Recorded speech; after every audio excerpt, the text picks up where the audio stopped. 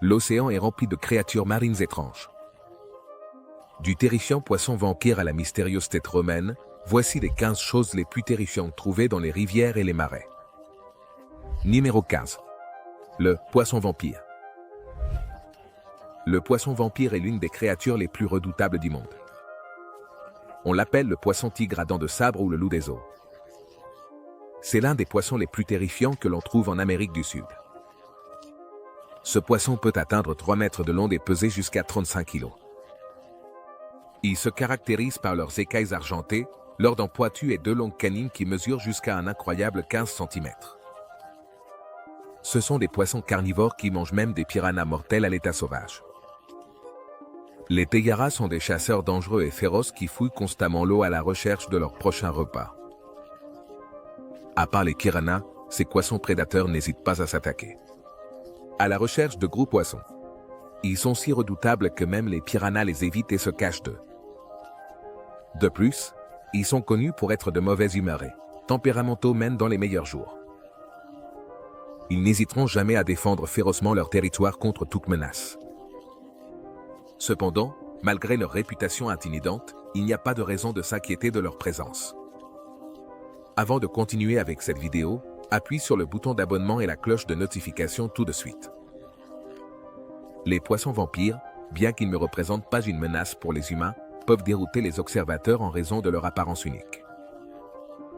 Ils sont fascinants par leur capacité à survivre dans des eaux sombres et profondes, leur spécialisation alimentaire et leur adaptation évolutive. De plus, ils sont importants pour les écosystèmes aquatiques et contribuent à l'équilibre et à la biodiversité des océans et des rivières. Étudier les poissons vampires nous permet d'en apprendre davantage sur la diversité de la vie sur notre planète. Numéro 14. Phi eBay. Le 12 mai 1897, des coupeurs de tourbe néerlandais ont fait une découverte incroyable en explorant un marais près du village d'Eide, à Seattle, dans les Pays-Bas. Tout le monde a été horrifié en voyant un corps aux cheveux rouges flamboyants qui remontait à la surface du marais. Sans avertissement, tout le monde s'est enfui immédiatement du lieu, pensant qu'ils avaient vu le diable en personne. Aucun d'eux ne s'est rendu compte que ce corps allait bientôt devenir une découverte importante. En y regardant de plus près, on a découvert que la fille était identifiée comme telle. C'est un cadavre déformé et noirci. La fille .B. Elle se distingue par ses cheveux roux, elle porte une corde autour du cou et a une blessure près de la clavicule, suggérant qu'elle a été exécutée ou sacrifiée. On pense qu'elle a vécu il y a 2000 ans, entre 54 avant J.T. et 128 après J.T. Il est possible qu'elle soit morte à 16 ans. Bien que la cause de sa mort reste débattue, de nombreux cadavres ont été trouvés dans le marais à travers l'Europe, et on pense que la plupart sont des personnes qui ne suivaient pas les règles ou des criminels condamnés pour adultère. Une autre théorie est qu'ils ont été sacrifiés. C'est incroyable comme l'acide tannique de l'eau du marais a conservé les corps pendant des milliers d'années. Numéro 13. Poisson tigre Goliath. Dans le fleuve Congo vit un énorme poisson prédateur connu sous le nom de poisson tigre Goliath. Avec une longueur maximale de 1,5 m et un poids de près de 45 kg, ce poisson africain est l'un des animaux marins les plus redoutables. Plusieurs incidents d'attaque de poisson tigre Goliath ont été signalés. L'un d'eux concernait une jeune fille dans les profondeurs du Congo qui s'est aventurée trop loin dans la rivière. Elle portait une ceinture faite avec des bouchons de bouteilles que ses parents lui avaient offerts pour chasser les mauvais esprits. Ironiquement, la brillance réfléchie par les bouchons a attiré un énorme poisson tigre Goliath. Ne craignant pas la situation en pensant qu'il s'agissait d'un autre poisson à cause de l'éclat argenté, le poisson a failli mordre la fille en deux. On dit aussi qu'une fois, un homme a été mordu par un poisson tigre Goliath qui a sauté hors de l'eau juste au-dessus de son cou, le tuant sur le coup. Le poisson tigre Goliath a entre 12 et 20 dents sur la mâchoire supérieure et entre 8 et 14 sur la mâchoire inférieure. Ils ne sont pas exigeants avec leur proie et consomment tout ce qui est plus petit qu'eux, des silures et des carpes au plancton. On ne sait pas encore grand-chose sur le poisson tigre Goliath. Ce sont des créatures insaisissables et mystérieuses qui ont captivé l'attention des scientifiques et des amateurs de vie marine à travers le monde. Ces poissons soulèvent beaucoup de questions. Comment vivent-ils? Que mangent-ils? Comment se reproduisent-ils? Bien qu'on ne sache pas grand-chose, les experts suggèrent de ne pas interférer et de les laisser vivre dans leur environnement naturel. Numéro 12. Site de Windover. Vers 1982. Un ouvrier d'une pelleteuse a découvert quelque chose de très surprenant lors de la construction d'un nouveau lotissement dans un Windover martien en Floride. Il ne pouvait pas savoir qu'il découvrirait accidentellement un important cimetière ancien, qui est maintenant connu comme l'un des sites archéologiques les plus importants d'Amérique du Nord. Le site de Windover est le lieu de repos final de plus de 160 corps et squelettes préhistoriques, miraculeusement conservés par la Ciénaga Acida. Il s'avère que la Ciénaga abrite en réalité une dynastie de l'âge de pierre. Pendant de nombreuses années, génération après génération d'un même clan interconnecté ont enterré leurs morts à cet endroit, probablement comme une tradition familiale. Selon les résultats de la datation au radiocarbone, la Ciénaga pourrait être un pont vers une mystérieuse ère préhistorique en Amérique du Nord. Il y a plus de 5000 ans. Ce qui est le plus incroyable avec ce site, c'est que certains des crânes contiennent du tissu cérébral conservé. Bien qu'ils aient été réduits à un tiers de leur taille normale, les chercheurs ont tout de même trouvé chez eux du matériel substantiel. La façon dont ils sont morts diffère. Certains sont morts de malnutrition, tandis que d'autres ont souffert de graves problèmes de santé, comme des déformations et des maladies. Numéro 11. Anguilles électriques. Les anguilles électriques sont l'une des créatures marines les plus singulières de la planète. Ces créatures se trouvent généralement dans des ruisseaux et des rivières à courant lent à travers toute l'Amérique du Sud. Ces poissons carnivores mesurent jusqu'à 2 mètres de long et peuvent peser jusqu'à 20 kg. On les appelle anguilles, mais en réalité, elles ressemblent plus à des carpes et des silures, bien que la partie électrique de leur nom soit très appropriée.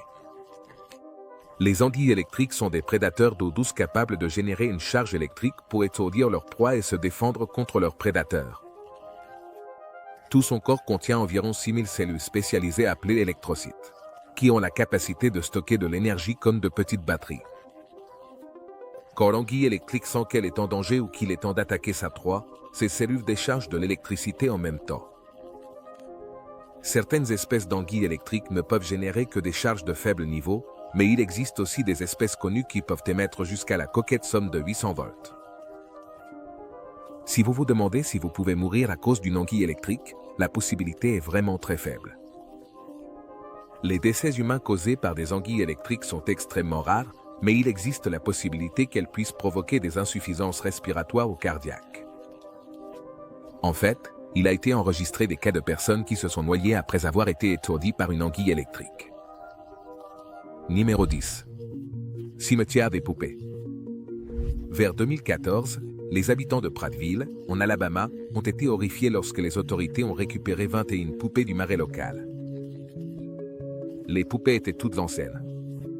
La plupart d'entre elles étaient en porcelaine et étaient évidemment anciennes. Les poupées étaient déjà effrayantes en soi. Mais le fait qu'elles soient toutes attachées à des piquets en bambou les rendait encore plus sinistres. Un des habitants a remarqué la présence des poupées en conduisant à travers le marais et a d'abord pensé que c'était une blague d'Halloween. Mais quand la nouvelle s'est répandue dans la ville, les habitants ont exprimé leur inquiétude aux autorités et n'ont eu d'autre choix que de monter dans une pirogue et de ramer pour récupérer les poupées. Même les autorités ont été terrifiées en voyant les poupées. Il existe une légende locale autour de ce marais. Il a mauvaise réputation et on sait que c'est le foyer d'une entité qui rôde la nuit. On a également reçu des rapports de bruits assourdissants et perturbants qui semblent provenir des profondeurs du marais. Ces phénomènes ont inquiété la communauté locale. On spécule sur leur origine et leur signification. Bien que les autorités écartent une menace réelle, certains habitants de la région ressentent des frissons à l'idée que ces poupées représentent quelque chose de sinistre et d'inconnu. Que penses-tu de cet incident? Tu ne penses pas que ce n'est qu'une blague? Ou penses-tu qu'il se passe quelque chose de mystérieux dans cette ville? Numéro 9. Le monstre de la rivière. Imagine trouver le cadavre d'une créature étrange en rentrant chez toi depuis l'East River à New York. Cette incroyable découverte a captivé l'attention de beaucoup et a suscité un intense débat autour de son identité et de son origine. Certains passionnés de biologie spéculent qu'il pourrait s'agir d'une espèce complètement nouvelle, ou même d'un cryptide, alimentant ainsi l'excitation et les attentes d'une possible découverte révolutionnaire dans le monde de la zoologie. Cependant, après une analyse plus détaillée et des consultations avec des experts, une explication plus plausible est avancée. Il est probable que le cadavre en question soit en réalité celui d'un esturgeon en état de décomposition avancée. Les esturgeons sont des créatures aquatiques fascinantes au look primitif qui existent sur notre planète depuis des millions d'années. Sa présence et sa survie à travers le temps témoignent de son adaptabilité et de sa résistance dans divers environnements aquatiques. Bien qu'ils soient étranges et répugnants, les esturgeons sont importants pour la biodiversité aquatique. Son étude nous aide à comprendre l'évolution des espèces et des écosystèmes aquatiques. Cette découverte nous pousse à réfléchir sur la diversité et les mystères de la nature.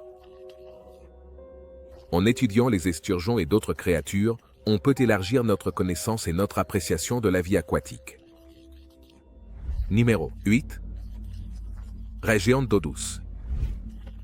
Il suffit de jeter un œil à cette créature gigantesque. Ce que tu vois, c'est la raie géante d'eau douce, qui est probablement la plus grande créature d'eau douce de la Terre. On pense que ces créatures sont des poissons anciens qui ont subi peu de changements au fil des millions d'années. Elles peuvent atteindre 4,5 mètres de long, du disque à la queue, et peser la incroyable somme de 1300 kg. Elles sont généralement de couleur marron ou grise, et leur corps ressemble à ceux de leurs congénères d'eau salée, larges et plats, avec des queues en forme de fouet. Ces créatures se trouvent dans les rivières de Thaïlande, du Cambodge, de Malaisie et d'Indonésie. Bien qu'on ne sache pas grand-chose sur elles, on sait qu'elles sont incroyables et insaisissables. On ne connaît pas leur nombre à l'état sauvage, ni si elles peuvent aller dans l'océan si nécessaire. Bien qu'elles semblent gentilles, les raies géantes d'eau douce sont dangereuses lorsqu'elles se sentent menacées, tout comme les raies classiques. Elles ont une épine acérée à la queue qui peut causer de graves blessures à la peau et aux os. Si la victime a vraiment de la malchance, le dard peut aussi lui injecter des toxines. De plus, ces toxines peuvent provoquer une variété d'effets négatifs sur le corps humain. Les piqûres d'animaux venimeux peuvent provoquer une inflammation, une douleur intense et des réactions allergiques graves. La toxicité varie selon l'espèce et la quantité de toxines. Il est crucial de chercher une attention médicale immédiate si tu as été piqué par un animal venimeux. Numéro 7. Vieux Krogan. Vieux Krogan est le nom donné au cadavre d'un marais découvert dans le comté d'Offaly, près de Krogan Hill, en Irlande. Ce corps bien conservé a été découvert en 2003 et a été l'un des corps de marais les plus mystérieux jamais déterrés. Selon les analyses, l'homme de Krogan mesurait environ 1,80 mètres de hauteur de son vivant. Cette taille est considérée comme inhabituelle pour l'époque à laquelle il a vécu, estimée entre 362 avenue Jitse et 175 avenue Jitse. La préservation du corps de Krogan Man est assez remarquable, étant donné qu'il a été naturellement préservé pendant plus de 2000 ans. La vie de l'homme de Krogan est vraiment fascinante. Tout son corps était nu, sauf pour une bande de cuir argenté autour de son bras gauche, ce qui indique un statut élevé à l'époque. Les scientifiques ont également découvert que l'homme mangeait principalement de la viande 4 mois avant sa mort. Cela les a amenés à se demander pourquoi. Comment est mort l'homme de Krogan? On pense qu'il a été poignardé dans la poitrine, décapité et coupé en deux. Les historiens proposent une hypothèse plausible. Peut-être qu'il était considéré comme une personne importante à l'époque. Il aurait même pu être un roi. Cependant, s'il ne remplissait pas son devoir en tant que dirigeant, il aurait pu être sacrifié aux dieux païens. Sa mort a pu être nécessaire pour apaiser les dieux et garantir une vie prospère. Numéro 6. La lamproie de mer. Les lamproies marines se trouvent dans l'océan ainsi que dans les lacs et les rivières comme le lac Ontario et le fleuve Saint-Laurent. Yava. On les a également vus dans les lacs Erie, Michigan, Huron et Supérieur. Ces créatures ont des corps fins avec une peau douce et une bouche en forme de disque avec des dents acérées. Elles sont de mauvaises nageuses et ne peuvent pas poursuivre leur proie. Elles s'attachent à un poisson hôte, grattant et perçant sa peau pour drainer ses fluides corporels. La plupart des poissons meurent après l'attaque. Les lamproies de mer font partie de l'écosystème de l'océan Atlantique, bien qu'aux États-Unis, elles soient considérées comme des parasites et des envahisseurs. Dans les années 1940, les lamproies de mer ont causé l'effondrement de certaines pêcheries au Canada et aux États-Unis, réduisant les captures de 98%. Les lamproies attaquent rarement les humains. Et même si elles le font, leurs morsures ne causent pas de blessures graves, bien qu'elles puissent être douloureuses. Ces parasites suceurs de sang mordent la peau et s'y accrochent. L'extraction manuelle d'une lamproie peut être difficile et dangereuse à cause de ses dents. La façon la plus sûre d'éliminer une lamproie, c'est d'utiliser le feu. Tu peux aussi sortir de l'eau et attendre qu'elle se détache quand elle commence à s'étouffer. Je préfère éviter les rivières infestées de lamproies pour ne pas risquer d'être mordu par l'une d'elles. Numéro 5. Tuer. La plupart des tortues sont mignonnes et adorables, mais je ne pense pas que la matamata corresponde à cette description. Cette grande tortue d'eau douce d'Amérique du Sud est tout sauf mignonne. Avec sa grande tête plate en forme de triangle et son museau tubulaire, on dirait qu'elle sorte d'un cauchemar. La plupart des gens qui voient cette tortue pour la première fois font certainement un double take. Ces étranges tortues ont des apparences bizarres. Elles ont eu de nombreux noms depuis leur découverte en 1741. Elles peuvent mesurer jusqu'à 45 cm de long et peser jusqu'à 11 kg. Les couleurs varient entre le gris, le marron, le noir et le vert foncé. Ce sont des chasseurs de poissons et d'invertébrés, mais à part ça, ce sont des créatures tranquilles. Bien qu'elles puissent mordre, elles le font rarement et leur seul aspect menaçant est leur apparence. Elles ne peuvent pas se cacher dans leur carapace. Elles sont populaires comme animaux de compagnie exotiques. Numéro 4. Boule et chaîne de 4 siècles d'âge dans la Tamise. C'est peut-être l'objet le plus inhabituel qui ait été sorti d'une rivière. Cette boule et cette chaîne centenaire ont été sortis de la Tamise en 2009. Le boulet reste fermé et bien conservé. Cette découverte est vraiment exceptionnellement rare et fascinante.